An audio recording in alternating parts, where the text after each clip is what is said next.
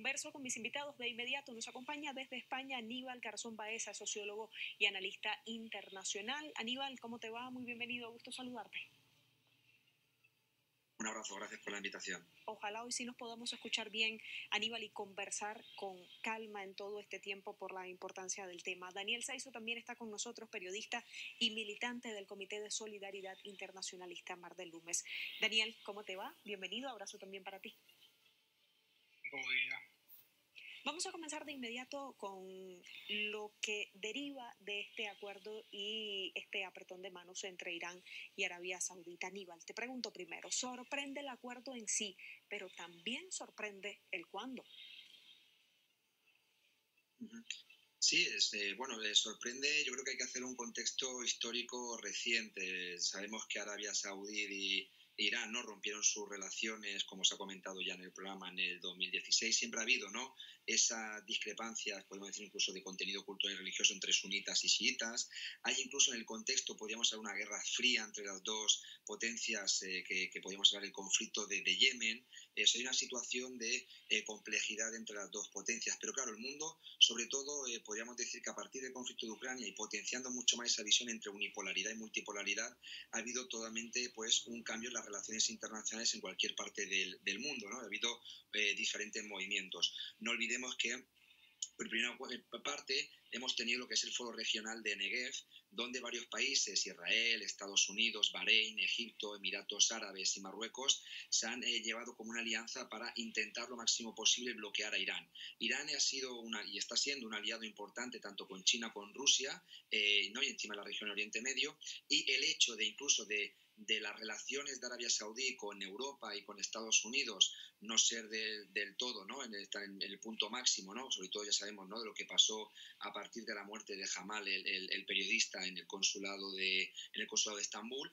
Ha habido sobre todo un estrechamiento de lazos porque saben que una guerra Arabia Saudí permanente en el caso de Yemen le va a afectar su economía. Sabe también Irán que el hecho de no tener relaciones buenas con Arabia Saudí le puede afectar mucho más en el bloqueo que está intentando Estados Unidos de la política, sobre todo de Trump, que hizo estallar el G5+1. Entonces, aparte de, más allá de su rivalidad histórica o cultural, podemos decir, saben que la alianza es súper importante para ellos en Oriente Medio si quieren respetar la soberanía de esa región, evitando sobre todo, ¿no?, el liderazgo que puede llevar a cabo Israel, ¿no?, como enemigo histórico. Esa alianza que está llevando Arabia Saudí e Irán, el restablecimiento de las relaciones, puede llevar incluso a tener otras alianzas importantes. No olvidemos que Emiratos Árabes, que es miembro también del Foro Regional de Negev, va a tener relaciones con Irán. Saben que son potencias importantes, que para el desarrollo del país es necesario, pues, tener esa relación. Y no solamente de eso, sino más allá. Son miembros de la PEP, tanto Irán como Arabia Saudí.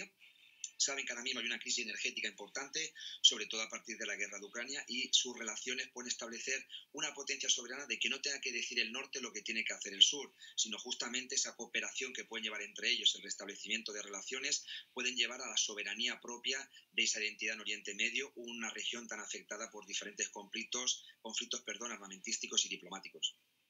Sobre esas posibilidades que se ofrece, voy a conversar ahora con Daniel. Al conocerse esta noticia y entre las declaraciones emanadas de ambas partes, decía el canciller iraní, por ejemplo, se abren grandes oportunidades a los dos países, pero también a la región y al mundo islámico. Nos quedamos aquí e insistimos en esas posibilidades. Daniel, ¿en qué se estarían cifrando? Bien, tenemos que tener en cuenta que estas negociaciones vienen a romper con una tensión que se venía produciendo desde hace mucho tiempo entre Arabia Saudí e Irán. Tenemos que tener en cuenta que las relaciones se rompen el 3 de enero de 2016, cuando violentos incidentes en Irán acaban con el asalto a la embajada de Riyadh en el país. Esto se había producido por la ejecución de más de 40 personas, entre ellas las del clérigo Nimir al-Nimir, el que tenía muchos seguidores, especialmente jóvenes, no solo en Arabia Saudí, sino también en Bahrein. Arabia Saudí e Irán se habían enfrentado en diferentes escenarios en Oriente Medio. La rivalidad venía produciéndose por una lucha de tensión, una lucha en la que ambos países buscaban la primacía sobre Oriente Medio. Creo que las negociaciones que ha propiciado China vienen a romper con este escenario en el que existe una disputa entre los dos países y se establece una posibilidad de colaboración.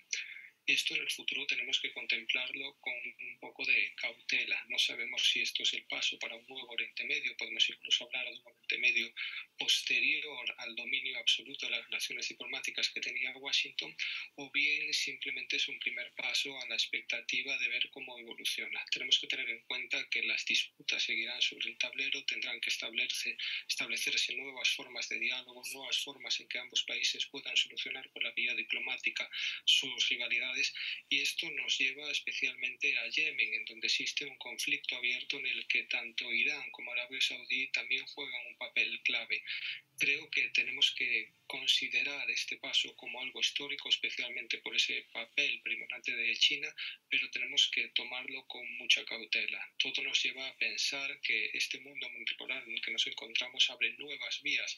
Riyadh también tiene una desconfianza clara hacia Estados Unidos, en las que se han negado a ser un simple delegado local de los designios de Washington, y Biden llegó a amenazarlos diciendo que pagarían caro ese respeto por su soberanía. Por lo tanto, se abre un escenario incierto. Vivimos en un mundo convulso en el que un escenario multipolar da muchas opciones para que los países puedan intentar negociar con una y otra parte. Se puede decir que el mundo viejo, ese mundo de la mal llamada Pax estadounidense, no termina de morirse, pero tampoco termina de nacer un nuevo mundo. Poco a poco tenemos que estar atentos y apostar por la vía de la diplomacia, esperar que Arabia Saudí e Irán puedan dejar de combatir y empezar a solucionar todas sus disputas en el tablero de la diplomacia.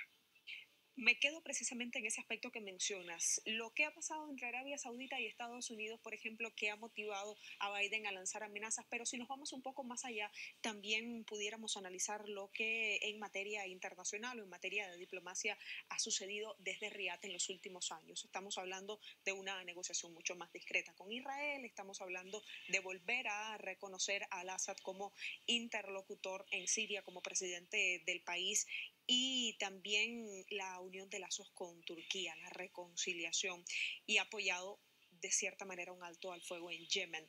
Le pregunto a Aníbal, ¿en qué momento está Arabia Saudita dentro de ese gran escenario internacional, pero específicamente dentro de Oriente Medio? ¿Es como vaticinan algunos analistas un nuevo Oriente Medio a partir de este quizás cambio de postura de Riyadh?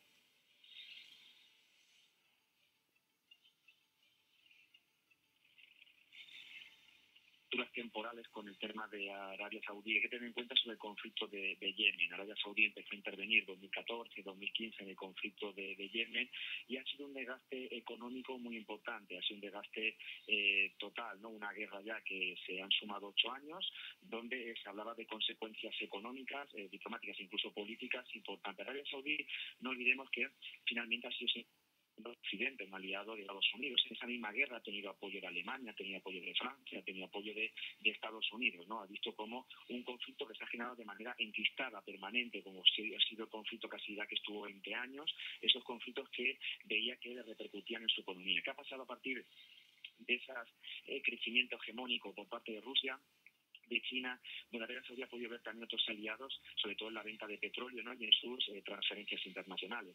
Ha visto que la manera se tiene que llevar a cabo otro tipo de política estratégica, que es la diplomática y no la bélica. Aquí en el mundo, entre el viejo y el nuevo, podríamos decir, como comentaba el compañero Dani, hay que ver que el viejo mundo es un viejo bélico, es militarizado, liderado principalmente por Washington, y está ese nuevo mundo multipolar, podríamos hablar, donde entra mucho a cabo la diplomacia. Hemos visto, por ejemplo, donde ha estado China, ¿no? En el último reunión entre Irán y Arabia Saudí, China ha estado como mediador, donde acaba entrando multipolaridad, respetando la soberanía, no haciendo el tema de la injerencia militar. Y entonces se ha dado cuenta Arabia Saudí que tiene que llevar a cabo unas relaciones diplomáticas por si quiere no tener esas consecuencias económicas y propias. Y ahí viene el tema de tener unas relaciones con Irán a pesar de sus conflictos entre sunitas y chiitas históricos, el tener relación con el caso de Siria, el tener relación la mayoría de países de OPEP, con Liga Árabe, ¿no? Pese a disputas que pueda haber con otro tipo de países de la Liga Árabe, ya sabemos Marruecos, incluso el pacto alianza que ha tenido con Israel, ¿no? Todo eso que ha llevado a cabo es por el hecho de que la diplomacia le puede beneficiar a un país que es rico en materia prima y sabe que tiene mercado y sabe que no hace falta depender de los petrodólares. No olvidemos que a partir sobre todo del conflicto de Ucrania, hablando del 2022, porque ya de Ucrania teníamos que hablar de Donbass, que viene mucho más atrás, del 2022 Unidos el hecho de intentar evitar la comercialización del dólar como hegemónico y entonces empezar a utilizar incluso la moneda rusa, la moneda china, y eso está dentro también del comercio internacional. Finalmente están viendo donde ya no solamente Arabia Saudí depende de Occidente, depende del norte, sino que tiene otro tipo de mercados. Y creo que ahí han sido ¿no? Pragmáticos, la principal, ¿no? Los jeques árabes y la familia, ¿no? de Saudí, principalmente debiendo de que ya no tienen que seguir el patrón de Occidente porque el mundo ha cambiado y tienen diferentes esferas para tener relaciones. Y ahí entra, vuelvo a decir, la diplomacia, ¿no? Y entra otro tipo de carácter que ya no es el tema del dólar ni las finanzas internacionales basado en marcos occidentales. Y China es un aliado muy importante y Rusia también. Y a partir de ahí también los aliados de China y Rusia también pueden ser mercado para Arabia Saudí, como vuelvo a decir también Irán, que es totalmente un puesto fijo importante. O incluso podríamos hablar de casos de países de la OPEP, como podría ser incluso Venezuela, ¿no? Donde ha habido ese bloqueo, donde ha tenido también visitas, ¿no? El presidente Chávez en algunos países de la OPEP, ¿no? Violando en su momento, diciéndolo así, todas esas sanciones y bloqueo por parte de Estados Unidos. En definitiva, el mundo está cambiando en la tablera de ajedrez y es importante tener esa situación donde la diplomacia se tiene que imponer a las guerras y los conflictos bélicos que ha llevado a cabo Estados Unidos y los países de la OTAN. Respuestas entonces ante esta noticia inmediatas desde todos los países de la comunidad árabe. Los cancilleres de diferentes naciones expresaban de inmediato, en sentido general o en palabras generales, beneplácito con esta decisión. Pero también lo hacían organismos internacionales, por un lado la Organización de Cooperación Islámica, por otro el Consejo de Cooperación del Golfo, estaban expresando satisfacción y saludaban este acuerdo. Daniel, la repercusión que va a tener dentro de estos países ya la hemos mencionado, pero el respaldo que esos países puedan dar también a el establecimiento de unos lazos que han sido frágiles y torpedeados durante los últimos años. ¿Cuál puede ser la respuesta internacional inmediata? Bien, nos encontramos ante un equilibrio ciertamente complicado. Yo creo que una buena señal es que China, una vez ha logrado este acuerdo entre Irán y Arabia Saudí, comience a dar un paso atrás y devuelva a Emiratos Árabes Unidos, un país que ya había intentado negociar entre los dos países el protagonismo. Parece que quiere devolver la voz a la región, quiere devolver su propio futuro a Oriente Medio, y esto siempre es de agradecer. No vendrá una imposición directa desde una potencia, sino que serán los países de la región los que tengan que empezar a establecer diálogos y pactos entre sí. Creo que el hecho de que Irán y Arabia Saudí comiencen a negociar, a devolver esas vías diplomáticas, pero también a poner sobre la mesa posibles acuerdos en materia de seguridad, es muy positivo. Es un primer paso que no nos tenemos que tomar como algo ligero. Venimos de una época en la que, tal y como señalaba Aníbal, parecía que la guerra primaba por encima de la diplomacia para solucionar todos esos desacuerdos en lo que se había convertido un polvorín ciertamente en Oriente Medio. De cara al futuro, parece que tendrán que darse diferentes acuerdos bilaterales, se podrán intentar establecer acuerdos en mayor medida, pero son muchos los cabos sueltos, digamos, que quedan sobre la mesa. Tenemos que mencionar aquí, por ejemplo, los acuerdos de Abraham de 2020, en los que Emiratos Árabes y Bahrein establecían una especie de vínculos con Israel, volvían a acercarse en la geopolítica en ese sentido. Esto supone también una amenaza directa para Irán, porque tal y como sabemos se ha intentado crear una especie de OTAN árabe, una OTAN en Oriente Medio que atentaría. El primer objetivo que tendría en mente sería precisamente Irán. Es una buena señal que Arabia Saudí reaccione a esto negociando con Estados Unidos, pero también alejándose de ese conflicto al que parecen abocarlo. Arabia Saudí sabe que no gana nada en un conflicto directo que podría afectar a sus pozos petrolíferos. Sabe que China necesita petróleo, sabe que la ruta de la seda a Irán también es un eje cable y que una vía pacífica, una vía en la que la diplomacia tenga la voz principal, puede hacer que todos ganen.